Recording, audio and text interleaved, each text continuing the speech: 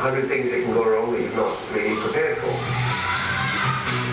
And it didn't help that he had only 3 golf courses to offer to members, hardly attractive, and with a hugely inflated body of staff to support. I think at that point we had like 45 staff, large amount of baggage to be carrying, so if you remember we cut staff down to 7. That was one of the first steps Nicholas took to reduce operating costs. Nevertheless, OAAG's first 4 years were ridden with debt to the tune of $1 million. You know, we had an offer with all sorts of promises and all sorts of money we put in, and it didn't really happen whilst waiting for new money to come in. As a net result, we ended up in a situation where I think we were nearly $1 million in debt.